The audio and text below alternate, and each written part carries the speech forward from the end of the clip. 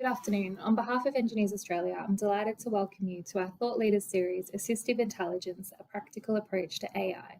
My name is Claire McMenamin and I'll be your host for today. Firstly, in keeping with our custom, Engineers Australia acknowledges the traditional custodians of the country throughout Australia and recognises their continuing connection to land, waters and community. We pay our respects to them and their cultures and to elders past and present. Before we get started, I'd like to acknowledge that today's webinar is being hosted with Engineers Australia's industry partner, Oracle. Oracle Construction and Engineering delivers a comprehensive cloud-based project delivery platform that asset owners and project leaders rely on for the visibility and control, connected supply chain, and data security needed to drive performance and mitigate risk across their processes, projects, and organisation. Oracle's scalable solutions enable digital transformation for teams that plan, build, and operate critical assets, improving efficiency, collaboration, and change control across the project lifecycle. Today, we'll hear from two speakers, followed by an audience Q&A. I encourage you to send in your questions to our speakers through the chat box in YouTube. I'd now like to welcome our first speaker, Karen Mercer, Partner, Consulting, Data and Cloud at KPMG, Australia. Karen is a senior executive with more than 20 years of strategy and transformation leadership experience across government and industry. Karen joined KPMG in early 2023 to lead energy sector transformation enabled by data and cloud. Over the past decade, Karen has worked with the energy industry to drive digital transformation, including energy transition to renewables and net zero goals. She is engaged with mining, transport and industrial sectors on their electrification and decarbonisation initiatives, advising and implementing new digital capabilities and business model innovation for new revenue streams. Karen has an extensive background with global technology firms, working at the interface of industry and technology-enabled disruption. Her immersion in technology, innovation, strategy, and transformation means she can understand the big picture shifts, translate to strategy, and apply transformational programs. Karen brings a wealth of experience collaborating with industry to deliver large, complex, multi-year programs, including de-risk strategies, capability, uplift, and overcoming the challenges of change. Please welcome Karen Mercer. Thanks, Claire. And I do want to thank Engineers Australia and Oracle for the invitation to speak at this webinar. So to introduce myself, as Claire mentioned, my name is Karen Mercer, and I'm a partner with KPMG in our technology, data and AI business. So I work quite a lot with our different clients to help them on their AI journey, everything from their strategies through to implementing their AI solutions. So AI is a very large topic to discuss in a short amount of time. So over the next 25 minutes, I'll give a high-level overview of what is AI. Then I'll highlight some areas that different industries are using AI, and I'll also touch on some of the risks. So what is AI? As an engineering cohort, I imagine many of you are familiar with AI and even use it. Some people have narrow definitions, some people have quite broad definitions. And for many, if they're not familiar with AI, when you ask the question, what is AI? They'll say ChatGPT, which has made AI famous. So AI is an umbrella term. And it's an umbrella term for many different variants of AI and techniques that solve complex and perform complex tasks that are typical of human intelligence. And on the screen here, you see some examples of different variants of AI. So looking at the top left, to just give an example, one of the branches of AI is cognitive. And these are systems to simulate human intelligence, such as reasoning, learning, decision-making, and interact in human-like ways, where just below it is generative AI. And that's the most famous of that is ChatGPT, and that focuses on content creation of new content by leveraging patterns and examples learned from existing data. So all of these different variants of AIs are tools, and like any tool, you need the right one for the right job. So just to take a bit of a step back in history and have a look at AI. So AI is topical right now, and but it's actually been around for a very long time, as early as the 1950s. So it was in the 1960s where we started to see AI inventions starting to emulate human-like capabilities. So, for example, in 1966, Eliza, the first chatbot, was invented, and it took around 45 years for it to go into commercial use. So, if we go down a little bit more and look at long-term, short-term memory, that was which is, and that's used in speech recognition. It took 18 years for it to go into commercial use. In 2015, YOLO, which is an acronym for You Only Look Once, and that's used in facial recognition, that took around 3 years. And if you go down to the bottom, ChatGPT, Generative AI, whilst it has evolved from early inventions with the launch of ChatGPT, it only took weeks. So if you look to the chart to the right, and it shows different logos in how many days and months, just to give a sense of things. If you look to Netflix, it took Netflix 3.5 years to reach 1 million users. Spotify around 5 months, and ChatGPT 5 days, which was the record at the time, and that's now been surpassed by Threads, which took 1 hour. So the message of this chart is to give an indication on how quickly AI is now evolving and shifting into the mainstream. So moving to the next slide, what that's starting to really help us understand is that today we're starting to reach a tipping point where AI is becoming pervasive, both in our lives. So it's in your watches, it's in your phones, it's everywhere, but also at work. So AI is more and more embedded in the systems and technologies we use. Part of the opportunity and also the challenge will be how we use this AI across different business across different business groups, and by different people, and not have it siloed and duplicated.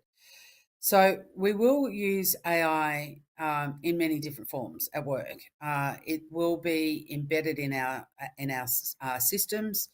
And we'll also start to access AI through third-party services. So examples include OpenAI, who's the creator of ChatGPT, but also Microsoft, Google, and there are many, many others that are offering similar and different capabilities.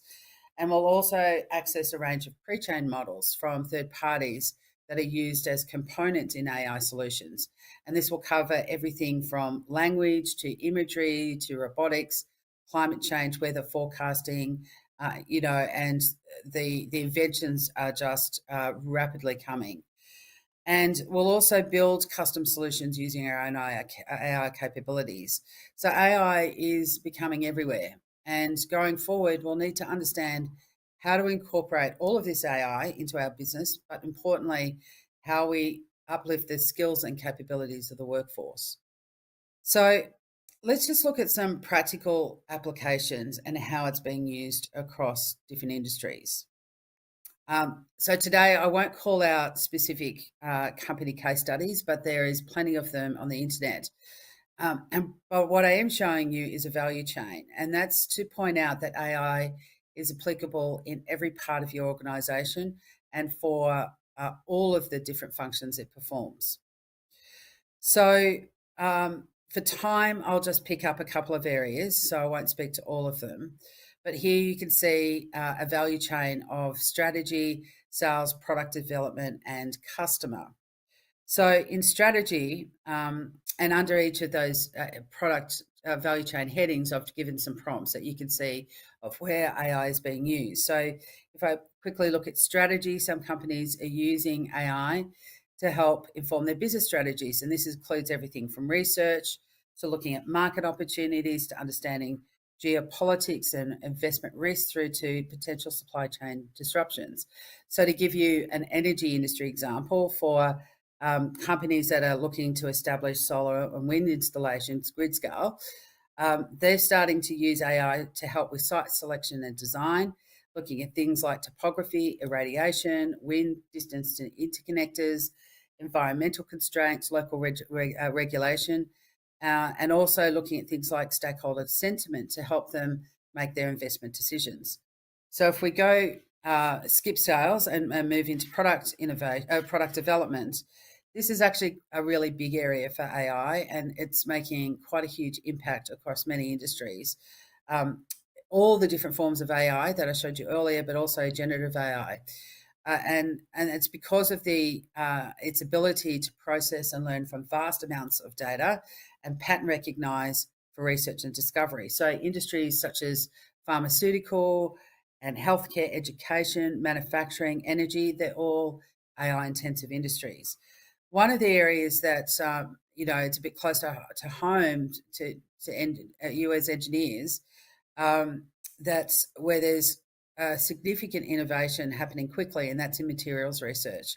So things like AI and robotics and computation is discovering new materials at atomic levels from nature, materials that are responsive to environmental changes, so things like heat and hot and cold and different weather, and sunlight and things like that, as well as self-healing materials and carbon reducing and sequestering materials. So if it can move along to the next page, which continues moving along the value chain, again, and I guess, to the engineering cohort, this is starting to get much closer to your daily life. Here I've got the value chain of infrastructure and assets. So plan and invest in capital, design and plan, construct, operate and maintain. So I'll spend a little bit more time here. So starting at the top, planning and investing in capital.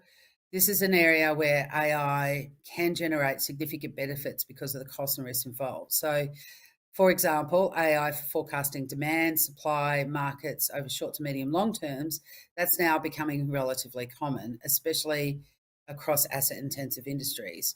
So examples like oil and gas use AI in exploration and commodity markets, mining and optimizing drilling locations and estimating reserves. And electricity grids are starting to rely quite heavily on AI for this, because they have to make 30 to 50-year investment decisions today on a grid that will evolve to a hybrid grid tomorrow, and therefore risk straining assets into the future. So even more, using AI to try and make better decisions is becoming incredibly important. Moving on the value chain, looking at design and plan. This is an area that AI is starting to make an impact. So it's an area that's been digital for quite some time. So things like CAD, BIM, GIS, and as a field has been a little slower than others in AI uptake, but this is changing. So generative AI and cognitive systems are really starting to make their mark. For example, in real estate and construction, there are now quite a few examples of AI being used, and particularly platforms being built that integrate AI to connect construction, design and plan processes, including things like feasibility, design, financial analysis, construction plans, and bill of materials. AI can also help with creating concept designs, taking into account things like materials and requirements and engineering, and then shift these concept designs to detailed and constructible plans. It also can review for things like engineering, code and regulation violations, and it also can identify inconsistencies between component designs, such as HVAC, water, and waste. To give an electricity and gas example, AI is starting to help create standard designs and solutions which are provided to customers, such as developers and large energy consumers, to help them accelerate their own planning and design. Moving along, construction, the build phase. So this phase, similarly, in some areas has been slower in the AI uptake. However, it is also rapidly changing. So using AI to optimize construction schedules with resource and supply chains, and build these optimized plans in context of different scenarios is one area. Visual analytics is an area that is more advanced and you'll be familiar with. So aerial, drones, LiDAR, satellites, they're well in use now across all asset-intensive industries. So in construction, visual analytics is used for safety, as well as site analysis for aspects like progress, waste and site management. Drones are being used for high voltage line stringing and building transmission lines. LiDAR satellite for things like vegetation management, wildfire and flooding as examples. And also in different fields, robotics is more and more being used as part of the construction phase, along with things like 3D and 4D printing. So moving to the complete BAU side, operate and maintain. AI has been used in operations and asset management for quite a long time, at least the last decade now, and it just continues to get more and more sophisticated. So everything from RCM to remote inspection, situation awareness, decision support, anomaly detection, optimizing field services, safety, even things like identifying methane and water leaks are just some examples. So I expect, again, as engineers, many of you will be using AI today as part of your jobs, especially in this phase of the value chain. But the new entrant is generative AI. Its capacity to work with information in an accessible way is creating some new avenues. So knowledge management is where many start. And that's where taking the corpus of company information made Q&A style like ChatGPT. But generative AI can do more and it can go further. It can help produce documents, it can assess controls, it can make suggestions, it can review. So to make it real in generative AI, some examples, I thought I'd just call out some examples that we've been working on. So for a mining client, we've used generative AI to help create training materials. In a government example, generative AI has helped reduce the administrative load of inspectors, allowing them to increase their throughput. In a telecommunications example, generative AI is helping to improve controls to comply with regulation. And there are quite a few examples going on right now to improve safety. And the reason why I just wanted to call out some of those examples is that Q&A style that we're familiar with ChatGPT. As I said, that's a starting point, but it's actually much more than that. So I just wanted to give a couple of examples that are not just Q&A style generative AI. So moving on, I thought I'd just talk to KPMG quickly as an example around generative AI because it is so topical. So we are actually using it to help transform our work, and for the engineers out there today, that includes our asset management and engineering business. So we started when ChatGPT came out. We started with a hold, and we didn't allow our staff to access ChatGPT because we didn't understand its risks and implications. So we took a bit of time and time eating weeks because we actually knew we needed to adapt. So we partnered with Microsoft and we created our own version called KimChat, starting with knowledge management. And then from there, we scaled our investment to start to create different personas for different parts of our business. And it's through personas that we're able to provide access to information to different people based on their role. And since then, we've developed different solutions, expanding generative AI capabilities, and that's been driven by business need. And our clients are also leveraging the capabilities and accelerator in their own business. Now, the key to our story and what I wanted to call out for your own journeys is that what we did was that we established both technical and responsible AI foundations. And it's these foundations that allowed us to develop and reuse capability across our business and scale it. So think of it like an app store platform. The underlying building blocks are there, and it's from that we're able to build different generative AI solutions and scale it across our business. So that brings me to the next topic, which is responsible AI. And this is a really important topic. I mean, there are lots of opportunities and there's a lot of discussion around AI, but responsible AI is also needs to be, a pillar of our strategies and our work around AI. And that's because AI has both opportunities and threats. And there's plenty of research out there, including studies by KPMG, that tell a similar story. So, on the plus side, AI is full of opportunities, and many business leaders believe AI, and especially generative AI, will have a significant impact on their industries and in their own business. And the far majority now say they believe it will be a key enabler of achieving their business goals. But on the flip side, there are concerns and threats. Issues such as trusting AI, humans being in control of AI, security, regulation, risk, nefarious actors, risk to jobs, they're all real concerns that people have. So as we continue to move forward with AI, it's also imperative that we're responsible with it. We encourage all organisations to have a responsible AI framework. And what you see on the screen is KPMG's 10 pillars that we use as part of our AI responsible framework. So the 10 pillars: fairness, transparency, explainability, accountability, data integrity, reliability, security, safety, privacy, and sustainable. So I won't go through everything, all 10, but I'll just call out a couple of examples. So starting in the top left, the top left, yes.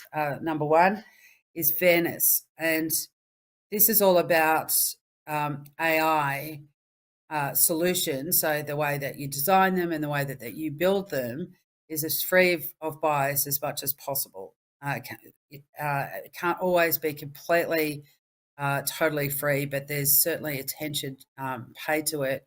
And it's important that we make sure it is as free of bias as possible, because if AI is biased, it's going to give you a biased result. And there's lots of examples, again, out there of that occurring. Another one, transparency. This is about AI being, again, designed and implemented in a way that is both transparent and discloses that it's being used. So sometimes that can be obvious to the end user, but sometimes it's not. And it's really important that end users understand when they're interacting with AI. And we need to ensure that when we put it into processes, in the flow, for example, that people actually know that. It also needs to be explainable, and this is a really, really key pillar. So again, in designing and implementing AI, when AI gives a result, it needs to be explained and explainable. It can't be just a black box. And this is really where it comes to, where mistakes are made, poor recommendations are made, people are relying on recommendations of AI. You actually can't blame the AI. Humans need to be overseeing and accountable to the AI. If you go to the right, just picking up security, again, another really key one. So this is about making sure that AI is both designed and implemented in a secure and resilient way. And that's to safeguard AI solutions against the bad actors, the obvious example, but also what you're seeing as concern now in our broader social fabric, and that is in misinformation. Privacy, just stopping down to privacy, this is again a key one. So we need to make sure that when we build and design and implement AI, that it's done in such a way that it protects sensitive information and it complies with privacy and data regulation and laws, locally here in Australia, but also internationally. So, circling back to the beginning, I mentioned that AI is a pretty broad topic, and what I've done today is canvass a couple of areas. There's many more to go.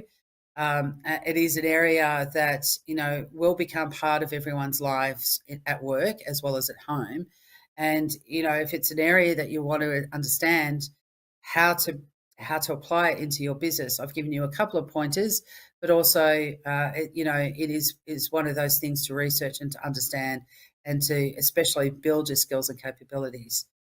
So with that, I look forward to our question and answer time. I'd now like to welcome our second speaker, Tim Gaddy. Senior Director of Customer Strategy Analytics and AI at Oracle Construction and Engineering. Tim is a 25-year veteran of the construction industry who became a data scientist after a serious injury on one of his projects created a desire to predict and prevent future safety incidents. He graduated with honours from the University of Pittsburgh and began his career developing engineered construction methods for complex bridge structures like Woods Row and Wilson Bridge in Alexandria and American Bridge Company. Tim moved west for the work on the SR-125 South project in San Diego, where he became a registered professional engineer and PMI project management professional. From there, he went to Seattle in Washington to work for PCL on several projects, including the South 200th Light Link rail extension project, where he started to apply his interest in newly burgeoning construction technology revolution to solving job site challenges by adopting mobile devices to collect safety data and manage the project quality program. He dug more into these new technologies, then he more realised that the collection of the data was only the start, and the real value was using that data to improve performance on future projects. He then moved to Phoenix, Arizona, to work as a project executive for Sun Construction, where, drawing upon inspiration from Moneyball, The Art of Winning an Unfair Game, the 2003 book by Michael Lewis, he built predictive analytics systems to predict safety incidents using data collected across projects. By collaborating closely with Sun's safety leadership, the predictive system had an immediate and profound impact on performance across the organisation, reducing safety incidents by 60% in the first 12 months. Tim now serves as the Senior Director of Customer Strategy for Analytics and AI on the Oracle Construction Intelligent Cloud, CIC, team that is actively building on their suite of tools that leverage advanced analytics and AI to improve capital project delivery performance for contractors and owners. Please welcome Tim Gaddy. All right, thank you for the introduction, Claire. My name is Tim Gaddy, as Claire mentioned, and I'm going to be talking about analytics and AI for construction here at Oracle. Excited to be here to present to all of you and kind of ride this wave of fervor that's around AI and analytics in the construction industry. It feels like it's time, and I'm glad we're in this moment all together. At Oracle, our mission, not just a part of Oracle, not just this construction intelligence cloud that I'm going to talk to you about, but our entire company's mission is to help people see data in new ways, discover insights, and unlock endless possibilities. So it's a really exciting and inspirational mission that we're following here. And it's really apropos for what we're talking about today in analytics and AI. And I'd like to talk a little bit about AI for the enterprise, whether or not it's a magic bullet or how do we harvest that AI and use it enterprise-wide as we're navigating all the different tools and the new news that are coming at us and maybe even the horror stories that are coming at us on a daily basis. And I'd like to start with an example of how there are many uses for AI. It's not just one thing. It's not just ChatGPT. It took me 3 slides to get that word out, right? It's actually a bunch of different tools and a bunch of different underlying technologies that can be used from something as simple as modifying and automating a workflow all the way up to making recommendations on mitigation efforts. And we're going to talk a little bit more about that spectrum here in a minute. We can lay out the underlying technologies that support these. It's really speech and sound recognition, image recognition, natural language processing, and then predictive analytics in these large language models that we hear a lot about that have captured our attention. And those can be spread across a spectrum from probably most frequently used, but least kind of sexy. So automating a workflow, you might use that workflow 1,000 times in a month or a year, but it's not really that spectacular when something like that gets automated. But as you use it over time, there's obviously high value there because you're using it so frequently. On the other end of that spectrum, there's prescriptive analytics that can tell you about a very low likelihood but high impact event and potentially save a company thousands and thousands of dollars in one go. So it may be worth investing more in something like a prescriptive analytics. Obviously, a lot more lift there and a much heavier and higher bar to get to, but very impressive nonetheless. And then there's everything in between, like benchmarking and risk management tools and executive dashboards and even predictive analytics. So these spread across a spectrum, and there's low investment to high investment. And I want to look at these a little bit deeper, maybe from a project management perspective, and how could that look? What does it look like from that role? And it can range from something as simple as maybe just help me write a project memo or summarize a project document for me, to something that's near and dear to my heart about generating a baseline schedule. And we're going to talk more about that one here in a little while. Identifying project issues or schedule issues, or predicting project delays in your schedule based on the data that's coming in, or prescribing remedial actions to prevent an incident, perhaps. All of these are possible using AI and using tools that are available today. At Oracle, our approach is building from the ground up. So from the bottom of this slide, working toward the top, we're building our data collection and AI and analytics on the Oracle Cloud infrastructure. We're building it with integrations to the Oracle Fusion applications, and then the Oracle construction and engineering applications. So if you can think of these as different layers in the data tree, in that data, the data foundation that's needed to build descriptive analytics and prescriptive analytics. This is really the piece that we're talking about at the top.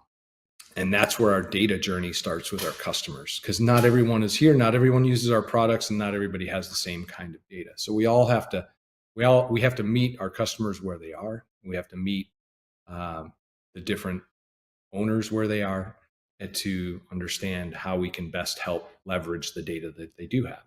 So we may start with an engagement that's down at the far lower left on descriptive analytics only. Maybe we can only provide something like a dashboard to describe what's happening now. That's maybe all the data allows us to do, or the sophistication of that customer. And then as you get more sophisticated, you get integrated data, and the data is housed in a common data environment. And maybe you're able to do some more in-depth or more advanced analytics on it to wring out some more value along that spectrum. This data journey follows that spectrum of applications that I showed earlier. So it's basically one for one or reciprocal. The more high quality and more sophisticated the data and the capturing tools and mechanisms are, the further and further you can take that data, all the way up to, again, prescriptive and predictive analytics to help leverage the highest value, but maybe the lowest frequency events, and protect yourselves against them.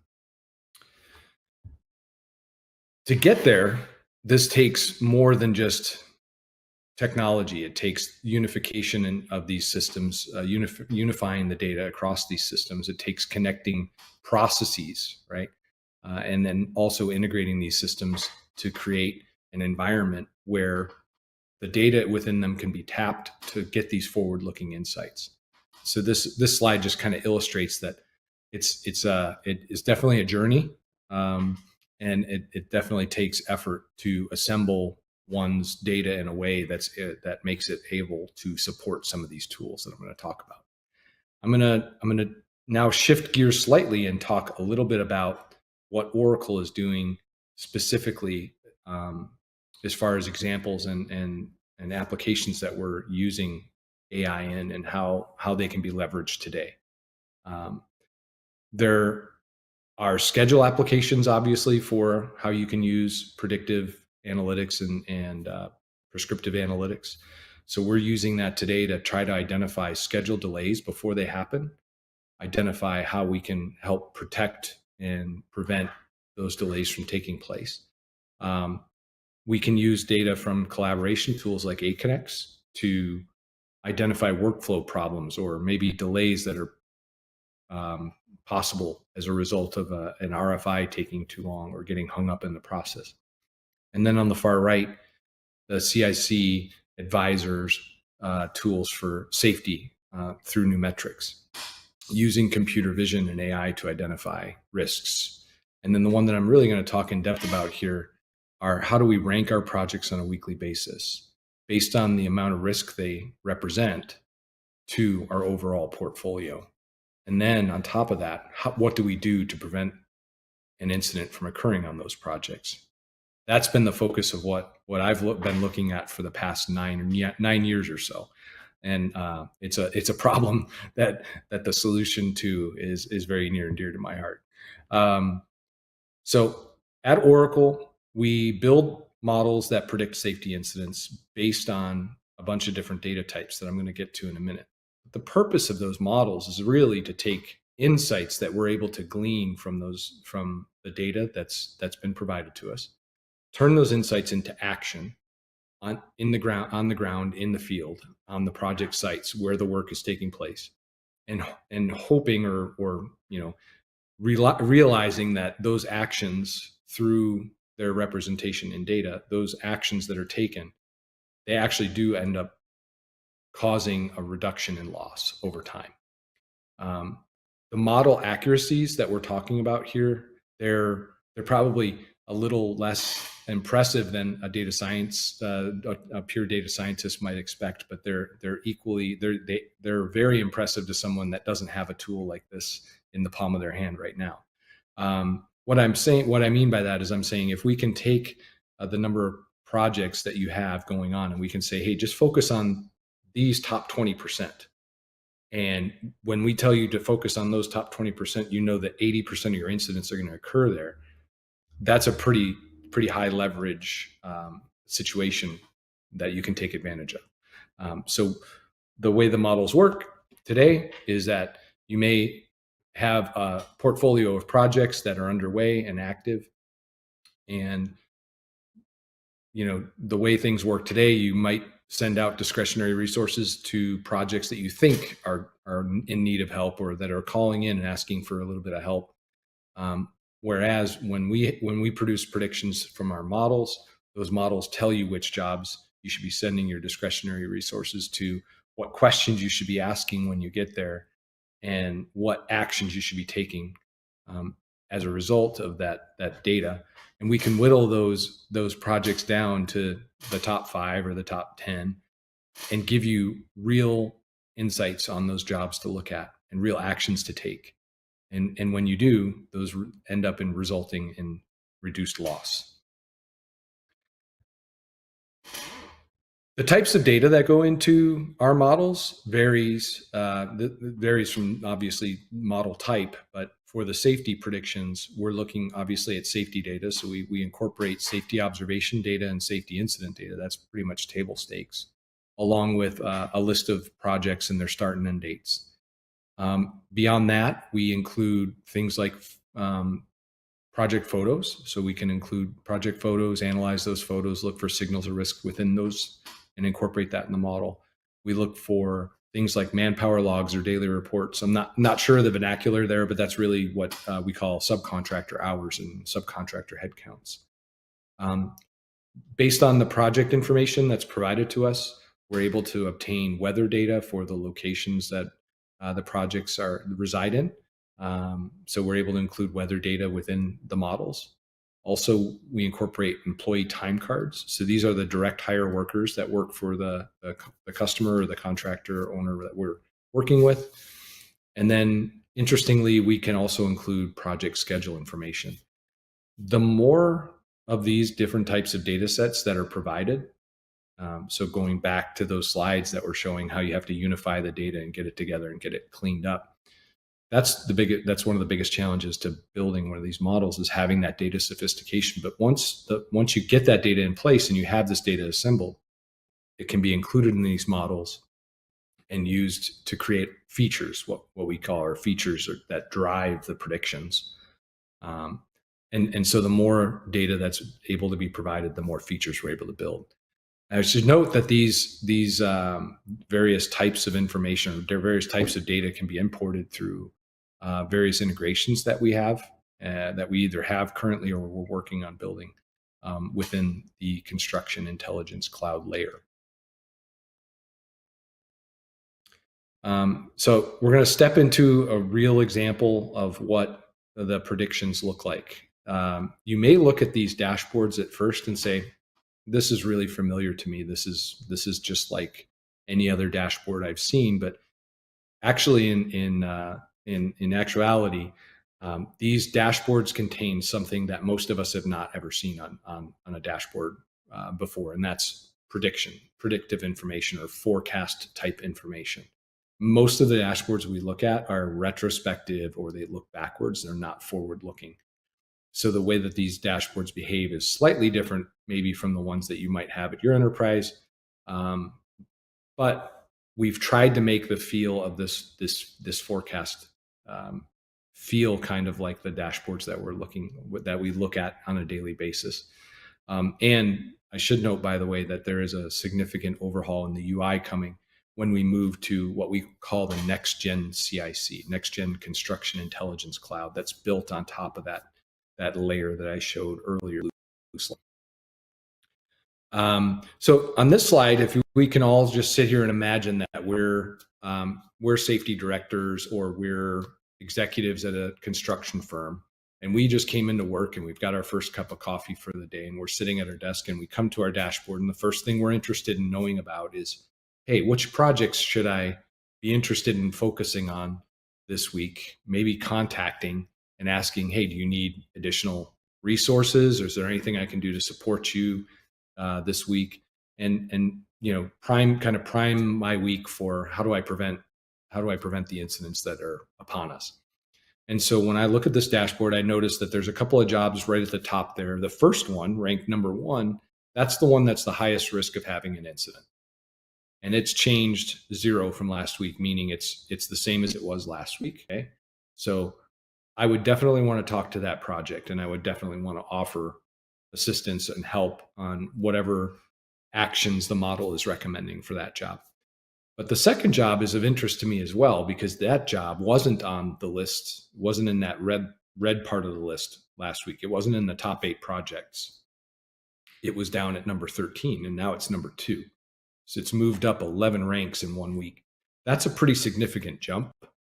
And so I'm interested in learning a little bit more about that project. So I'm going to click on that job. And when I do, the right hand side of the screen populates with the priorities, reasons, and action codes. So now I know the job, I know why it's being predicted, and I know what I can do about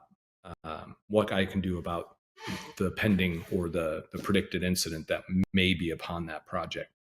So as I dig into this a little bit, I see that the first item on the priority list is observations, worker observation rate. This is a feature that measures how engaged the craft or the field workers are by observers on the project site. So how many hours do they work between being observed, or a written observation being gathered on them? And the model tells us that they should be targeting 150 hours per observation. And they may not have hit that, or they obviously didn't hit that last week. So what we want to do is encourage that project team to get out there early in the week, perform a lot of observations early in the week, and get that craft workforce engaged. The second item on that list is observation average risk factor. So this is where when an observation is made, risk factors collected as part of that observation. What's the frequency and severity of the risk that's been identified? And if that reaches a certain threshold in this particular model, then this alarm bell is raised, and we want to make sure that we close those, so we don't leave those high risk items open for very long. And so we want to make sure we get on top of those, do additional observations, make sure those items have been closed out. Third item on the list is photos. So we've brought in the photo data, and we've noticed this week that there's a lot of work at height. What is the model telling us to do about that? Well, let's go out there and perform a lot of observations or additional observations in the areas where this work at height is taking place. Let's get out there and mitigate and make sure that the workers have the right personal protective equipment, make sure the engineered solutions are in place. Let's make sure that the admin controls are all being deployed, so that We know that these workers that are exposed at height are working safely. And then there's some lower tier priorities or lower priority items there in the labor foreman ratio. Maybe there was a new group of craft workers that came on last week and we haven't promoted a foreman yet or obtained a new foreman. So we want to balance that ratio. Again, this is looking at the labor ratios. And then incidents, maybe they've reported some incidents on the project in the past. And this is kind of an interesting one for me because this feature came out of the very first model I built when I was working here at regional contractor here in Phoenix where I live. And it was a surprise to us when I revealed the results of our predictive model. I said, hey, when we have an incident, regardless of the severity on a project, are we safer next week? Are we less likely to have an incident next week? Or are we more likely to have an incident? And everyone that was in participation in the room said, we're by far, we're way safer next week. We're way better off next week because we've taken all the steps that we should have to prevent and to resolve that issue and prevent it from happening again. And the fact of the matter is, after doing this for 9 years now, looking at information and data from companies all across, the Northern Hemisphere for that matter, this has been a very consistent feature that always ends up being between 2.5 and 10 times more likely.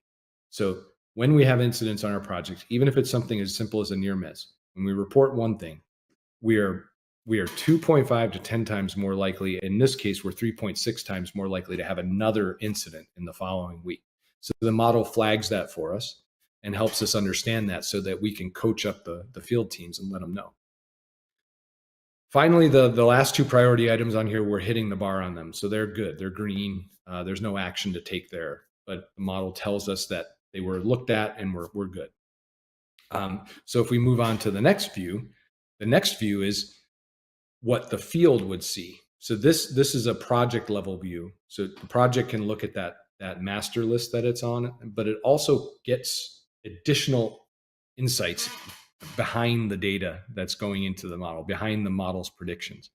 And these are basically, here are the metrics from last week or the week before that are guiding the values that are going into the model. So now as a field team, we can make sure that, hey, did all of our information get in there? Are our time cards right? Did somebody miss something along the way? Did actually, not have as many observations as we're showing in here, or did we have more and we're just not getting them into the system appropriately? This is kind of an insight or an extra layer for the project team so they can see it and they get a feel for how well they're doing based on that. So this is safety. This is predictions for safety. The results of this are tremendous. Like some of the return on investments for this are that the customers have seen are really impressive. Like in the United States, we track something called the TRIR, Total Recordable Incident Rate. It's defined by OSHA. And one of our customers had a 57% reduction in it in the time that they've published their model. And they equate that to be somewhere between a savings of $1.4 and $3.6 million a year on incidents based on that lower number of incidents they're having as a result of using the predictions. So this can have a tremendous impact if the data is there and if it's used widely and appropriately across the organization. Can have a huge impact. But again, high lift on this stuff because it's predictive analytics. But I'd like to move into something that's even more interesting that we're working on. Last year at Cloud World, Oracle announced a partnership with a company called Cohere, which is a leading AI platform for building large language models. And we're using those large language models now. This is a picture of Josh Canner, the head of the CIC here. He's announcing the project that I'm about to talk you through here. We announced that we're going to use these large language models not only to summarize RFPs that come in for projects, but also to take those RFPs and generate a high level schedule so that you have somewhere to start from. So a generative schedule from an RFP. And the way that's going to work is shown here. I have a small short video here, And it's basically a chat interface similar to what you'd see on some of the online tools, where you can upload your RFP. It gets analyzed, and then you're asked if there's any additional information that you want to include. So it loads it, then it summarizes the project for you right there on the spot. You can provide additional information like, hey, this is how we want to approach the project, or the project is made out of this material and that material. You can see that's being clarified here. So the user is typing in some more information.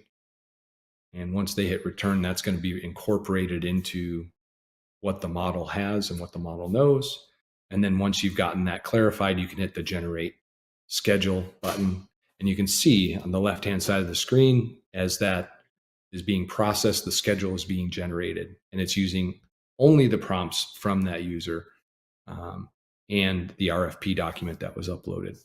And now you can see that there's a bar chart with activities, and you've got something that may take up to 5 hours to develop right off the bat, or a few hours right off the bat, but you're starting from a point where now you can use this to go forward and to create a high level schedule for a proposal.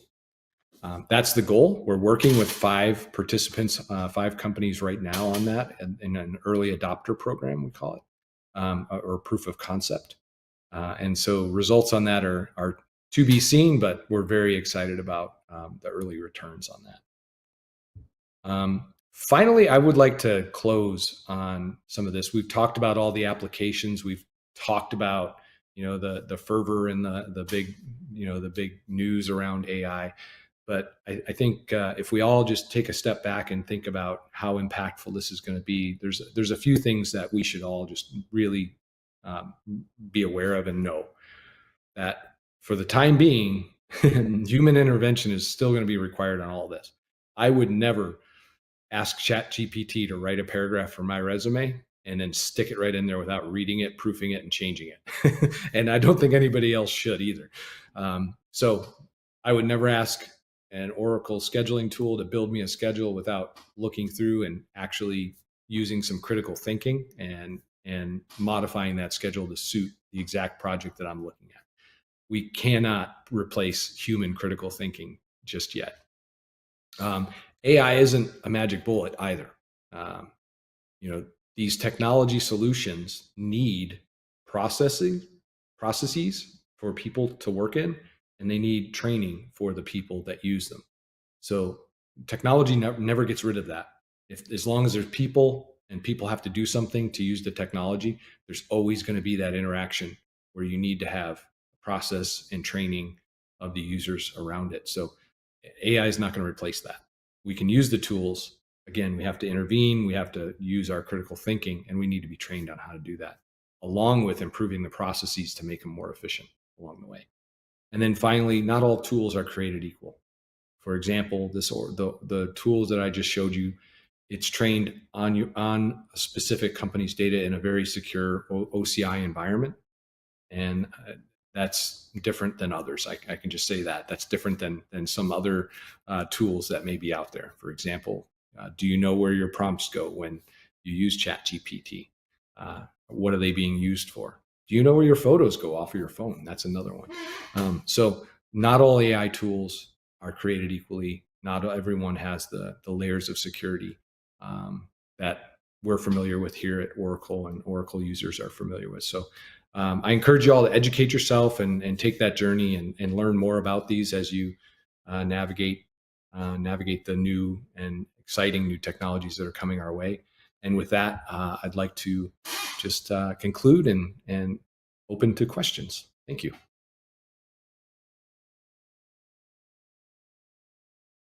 Thank you, Tim, and thank you, Karen, for your presentations. It's now time for our audience to get involved. So please ask your speakers your questions to our speakers via the chat box, and just note who your question will be directed to.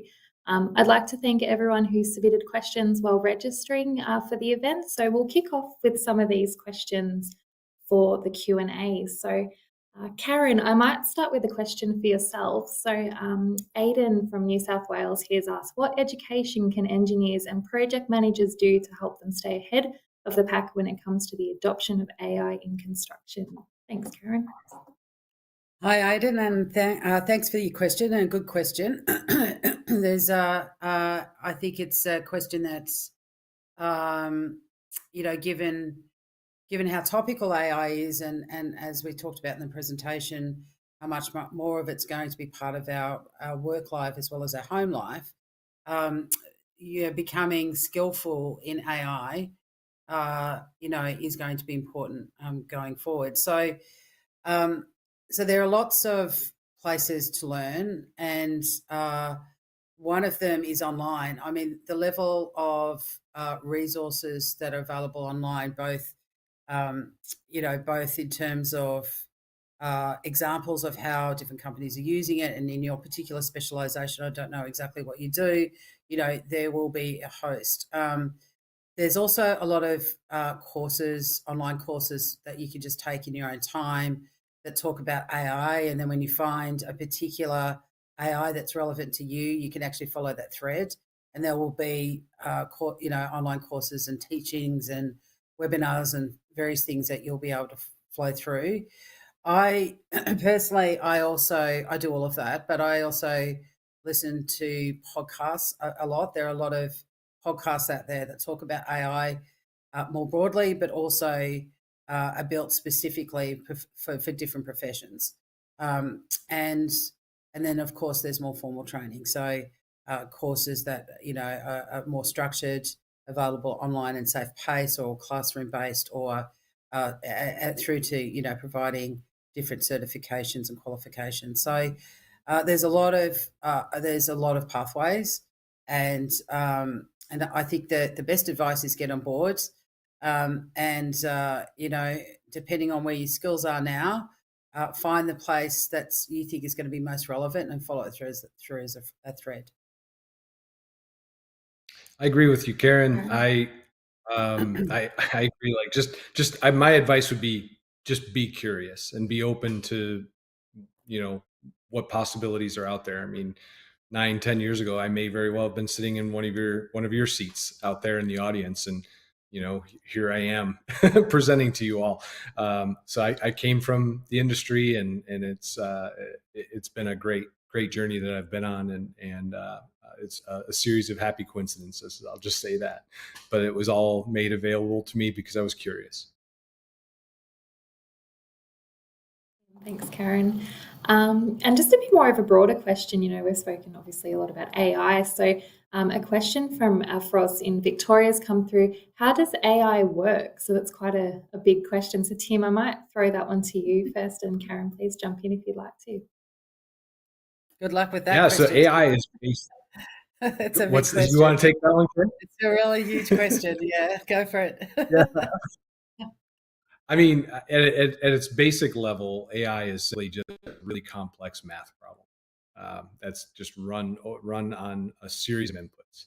And what we have to do in when we build an AI is to train that math problem or that math formula on outcomes that have occurred in the past. So when we build, for example, one of the safety models that I just talked about, we put in hundreds and hundreds of features and hundreds of variables to these models.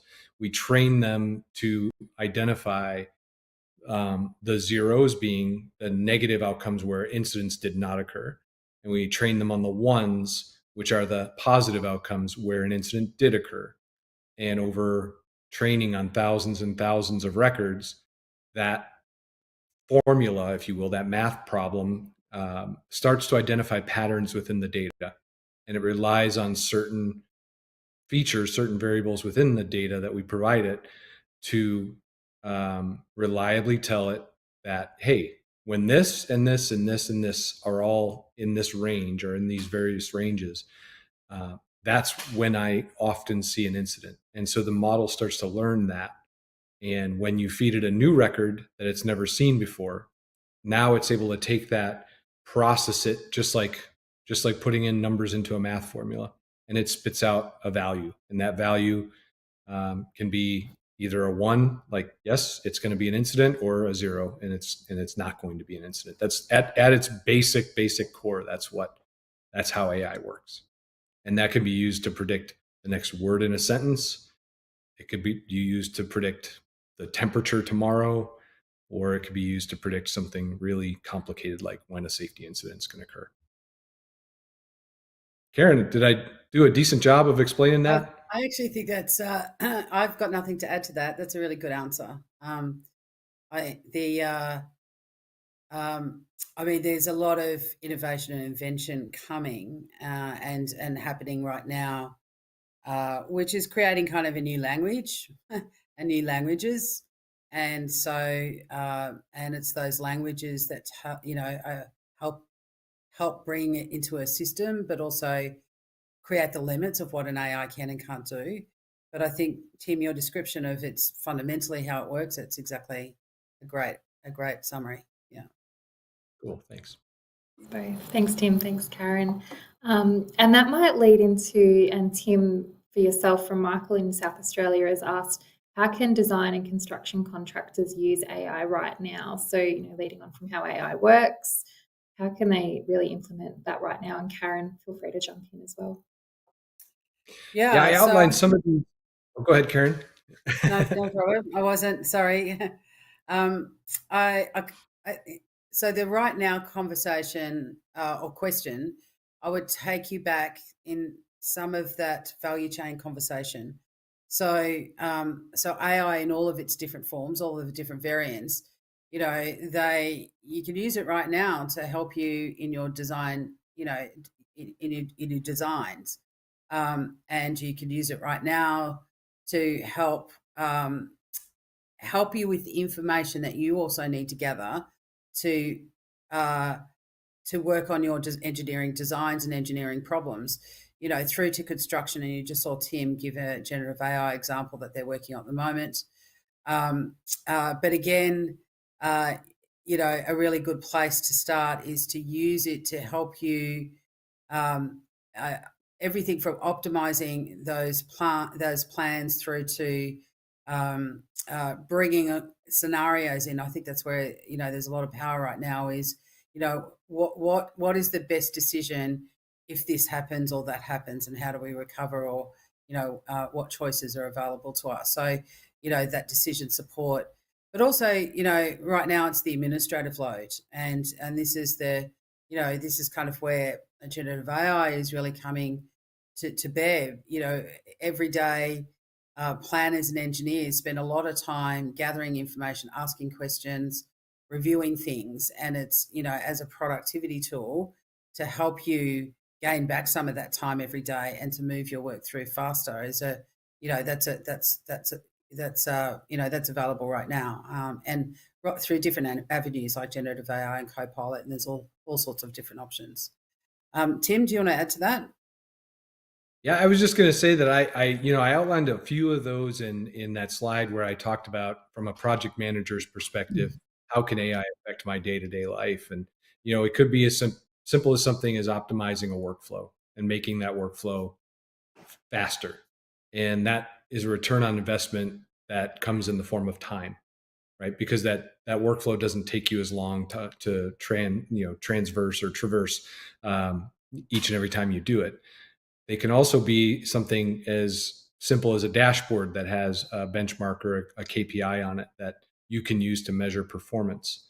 And that doesn't even honestly have to be AI. It just can be analytics, which is just math. It's A divided by B, or A times B, to make a value that you can use to measure performance reliably, all the way up to predictive analytics. The predictive analytics are there to help, as Karen said, support decision making.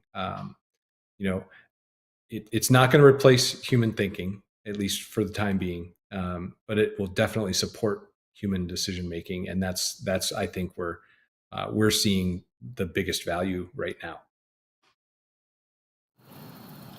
Thank you both. And Tim, I might stay with you. We've had more of a technical question come through from David in the chat box. So what kind of AI approaches are used to predict schedule delay? Is this based on machine learning or historical project schedule data, or are there other methods?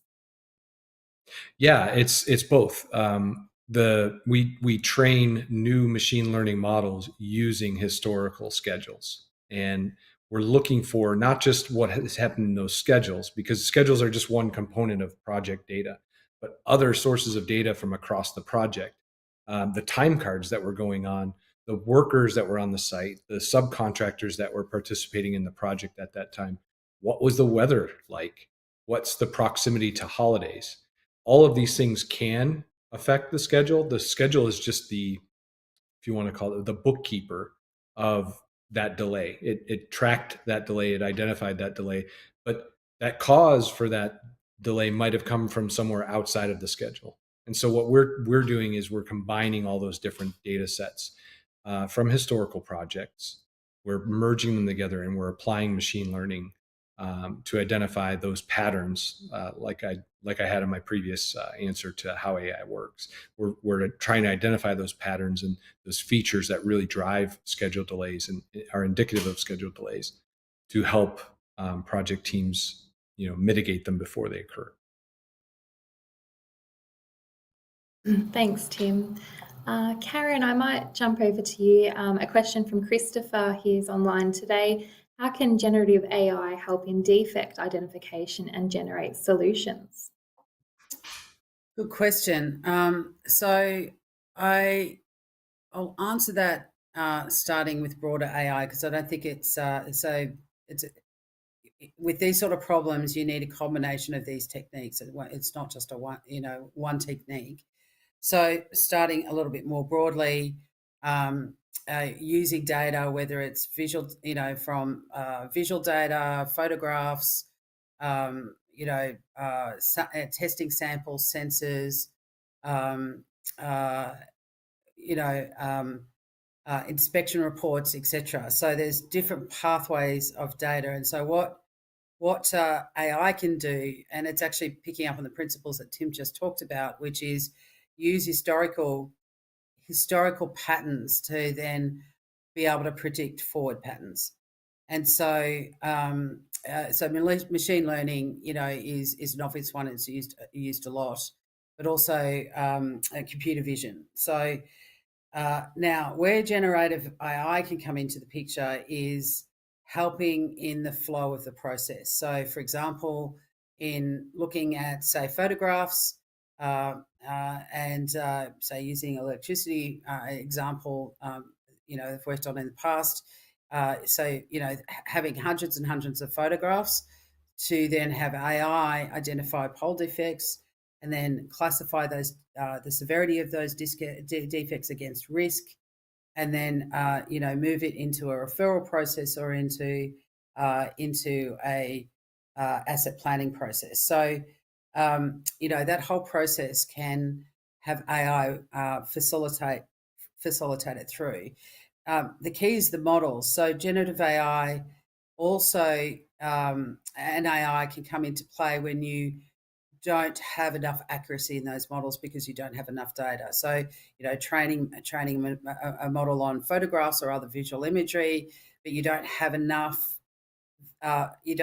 variation to get the right size and quantity of training materials to get the model to be able to be able to identify at a fine level what's not right and what is right.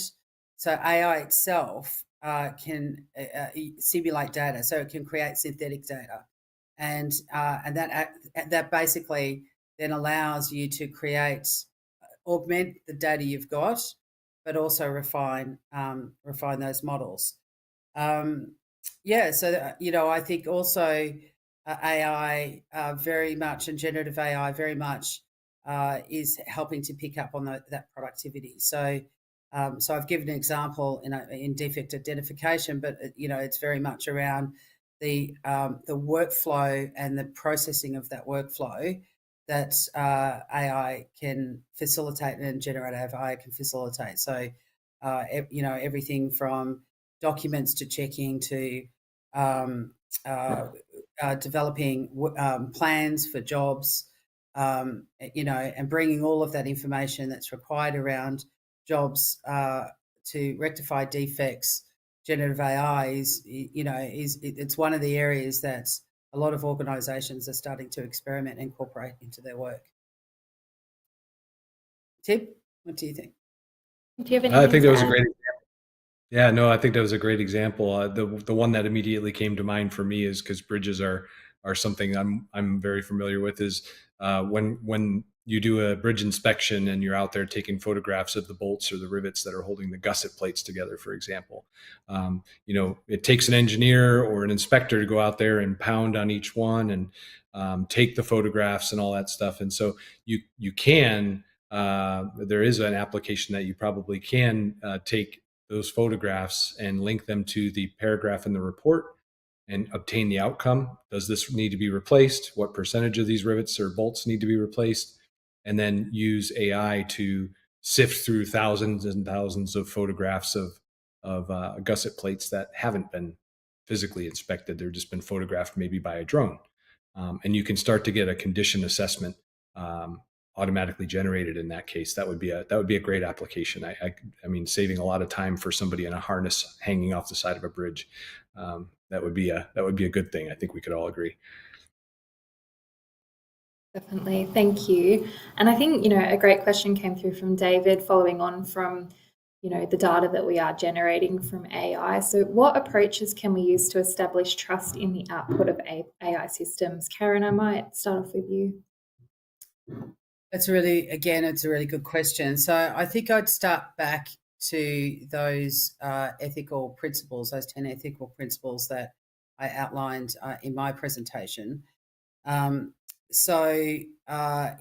of those pillars are really important. So they need to be brought into the way that you think about and design and implement AI. So things like, one of the things that AI, especially generative AI, tries to do is to give you an answer. So, control of the data that you're using for the AI to learn from, but also in generative AI, produce an answer is really important. So, I mean, when ChatGPT came out, that I guess there were a couple of things. One is, many people found anomalies and tried to kind of trick the AI as well. And that's one of the things that people do. And it's really, and it's actually a good thing because it shows weaknesses in the AI. But also, especially in an organisation and enterprise context, you want to make sure that what you're feeding the AI, you have control in that AI, and it's good quality. So whether it's documents or other data. So that's, a lot of enterprise and generative AI are creating their own in-house versions of ChatGPT and other types of variants, but they're controlling the data. So that's a kind of key thing. And I also another really kind of key aspect is the human in the loop. So humans provide the context and understanding and the skill, the interpretive skill to the AI. The AI provides the models and the computation. And so it's actually about having that work together, not separately. And so this idea of the human in the loop, is a really sort of fundamental part. And I called that out as one of the sort of ethical principles as well. And Tim, anything to add to that? Yeah, I love to answer questions with stories. And this is one that I feel like I have a story that fits. I've had the great fortune to work with some old timers that have done things before we had technology, right? Like computers, for example. And one of the old timers that I was talking to, when I got started down this road into AI, he was talking about when the calculator came out and how they saw that as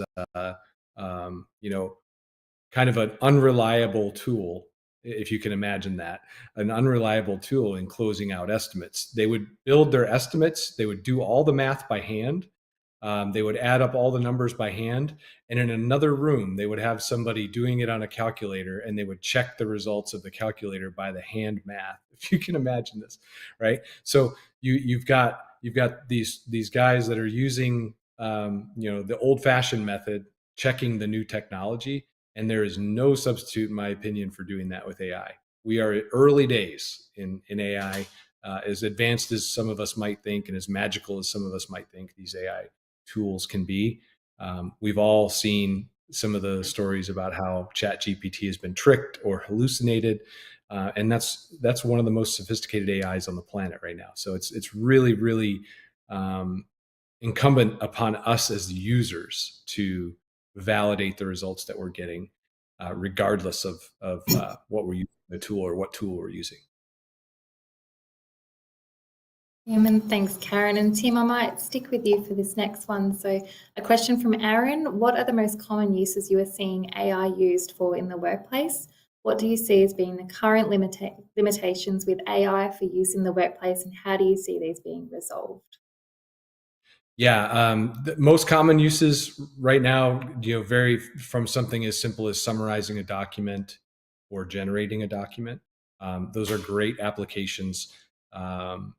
The higher level stuff like making predictions, it's not as widely spread as that. But I would say that the creation of documents or the summarization of documents is really, really common, and I think it's a great accelerator for your day-to-day work, because we all deal in words. We all have to write something, emails or Slack messages or tickets or observations or whatever we have to write. We all use the written word. So having that help from an AI is great. But the limitations, as I have been harping on here, is they need to be validated. The results just need to be checked, need to be thought through critically, and need to be modified by a human to make sure that they do make sense, that they are contextual to the specific set of events that they apply to, and the conditions they apply to. So definitely checking is my mantra there. Thanks, Tim. Karen, did you have anything to add to that question? Yeah, I think there's the level that Tim spoke about, which is around productivity, and there's lots of there are lots of pathways now coming through. But I also think certainly with the clients I work with, that some of the problems they're facing into are pretty complicated, like the energy example, having to make those capital decisions. Um, you know, uh, um, the uncertainties that are now setting into their future, and the transition that organisations are having to go through, and also the scaling up organisations are having to do, which can't just be scaled up with people in an analog way. So these are kind of contemporary issues that many organisations are dealing with. So AI is kind of becoming part of a fabric of helping to deal with that, because it can't be dealt with in just traditional ways. So, so in those areas, it's things like optimization, it's scenario assessment, it's forecasting, it's being able to bring in vast more amounts of data for analysis to try and make sense of that uncertainty and give a way of having options in decision making and assessing risk. I think there are the areas that are becoming certainly where the organisations I'm working with are spending a lot of their time, but it's becoming part of the fabric of how they work because of that uncertainty. Thanks, Karen. And I might stay with you, Karen, for this next question from Shira and Victoria. So Shira's asked, do we see AI replacing engineering or developing roles in the near future? And it's quite a bigly asked question that we hear a lot. So yeah, it's a good question. I mean, there is a lot of debate. There's a lot of fear that AI, will replace jobs, but certainly in the near term and to the outlook we can see, it's not going to replace engineers. It's not going to replace human intelligence. I can't see a day where AI is on its own.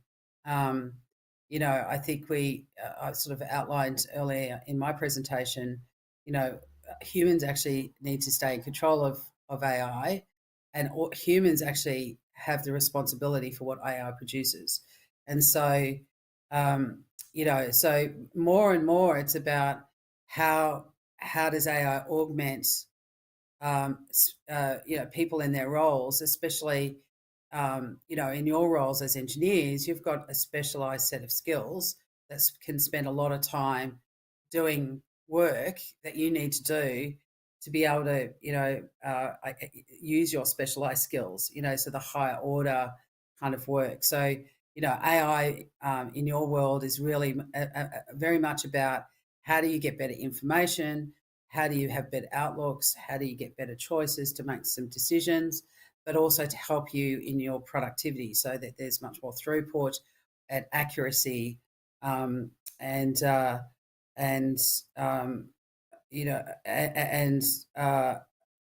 yeah, productivity, I guess, as I mentioned, to your work. So, very much that machine human combination is, where the future is. I have my Any own further take on comment? that.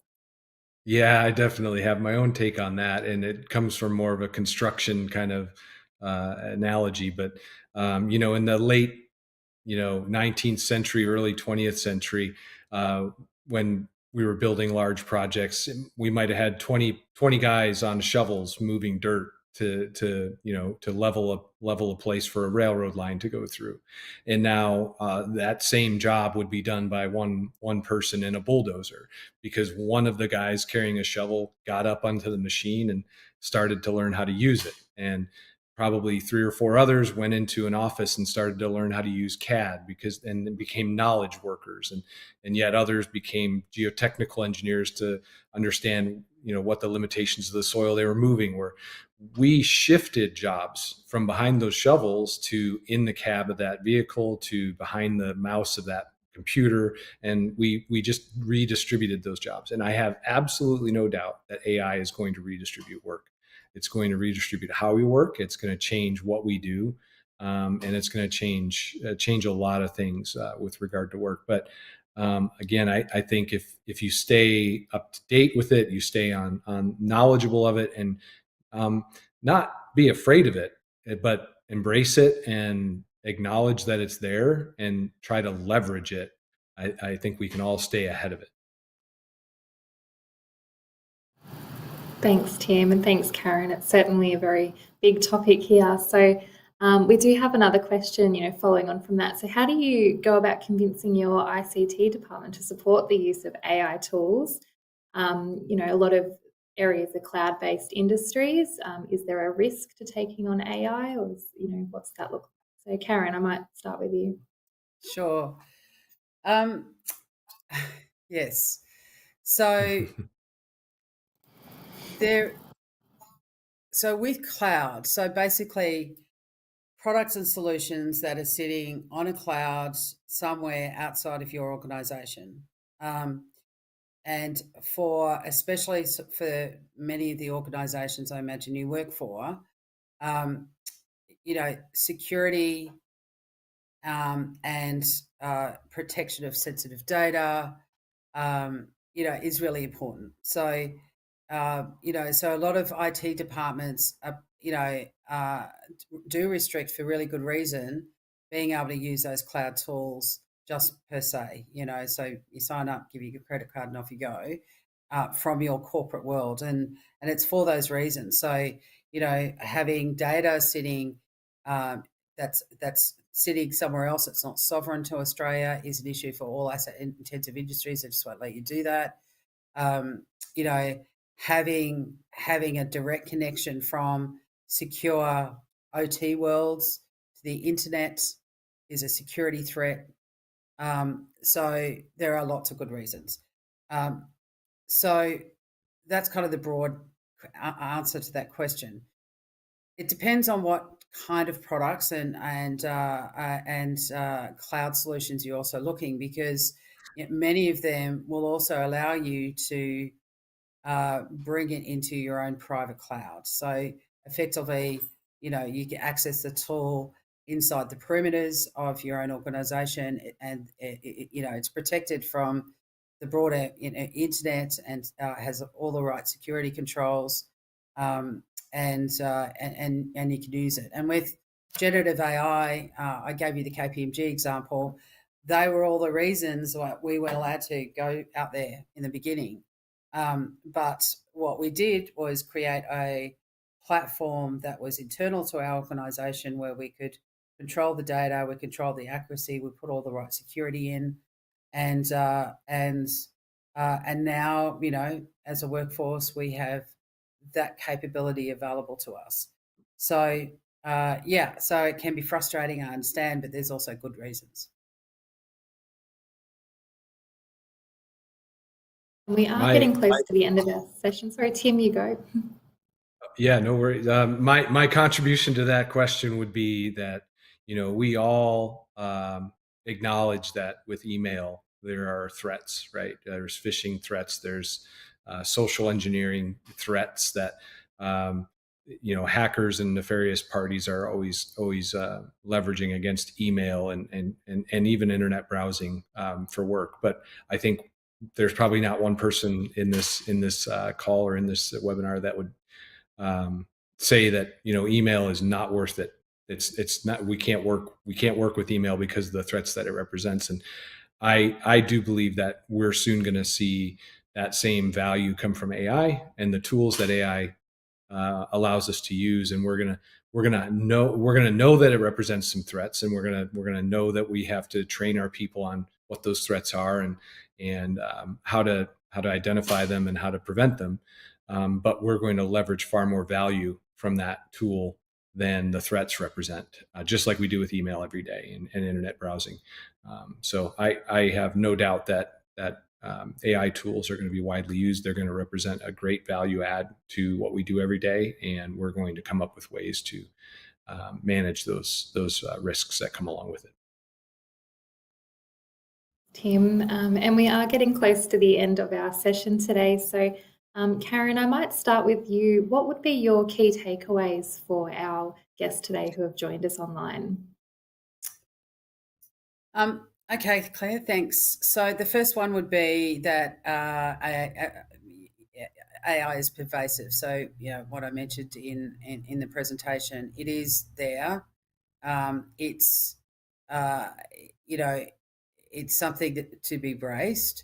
It is going to change work, but we also need to understand the risks. So that's kind of the first takeout. I think the other thing is, and certainly, with the clients that I'm working with, especially in the business, AI literacy is an issue. So a lot of people know it's important, but don't quite know how to make it work or where it should apply. They have the concerns around the threats, but can see the opportunities, and that is all about. Excuse me. So that all is about AI literacy. So they're probably two key points. Over to you. Yeah, I'm going to conclude with my three topics from my presentation and just say, hey, human intervention is definitely required. You're going to get results. You're going to look at those results, and they may make you turn sideways for a second. But if you understand how the AI is coming up with those results, or maybe you just apply some critical thinking and you say, you know what, we're going to override that. We're not going to do that, or that's not what we're going to use. Just know that the AI is a tool, and it's up to the humans to use that tool appropriately and to apply that critical thinking that the tool doesn't have. Secondly, AI is not a magic bullet. It takes people working in a process, in a system, to use the tool appropriately, and AI is going to support that tool, but it's not a technology that is going to allow us to forget how to work or how to work in a process, and it's not going to usurp the need for for training and for educating ourselves. And then finally, just that not all AI tools are created equally, and just be aware and be knowledgeable of what the risks of the tools you're using are and what the benefits of the tools are, and just make that educated decision as you use them. Thanks, Tim. So that is all we have time for today. Again, please join me in thanking Karen and Tim for their time and input and discussions today. I'd also like to thank Engineers Australia's industry partner, Oracle, for their support in making today's webinar happen. I'm very excited to also announce that Engineers Australia's 2024 Climate Smart Engineering Conference early bird registrations has been launched. Please follow the QR code on your screen if you'd like to have some more information on this session. We also have a short feedback form which will be linked in the description box below to help us improve and plan for future sessions. We'd really appreciate if you could appreciate that. Thank you again for joining us today, and we hope to see you at our next Thought Leaders event. Thank you.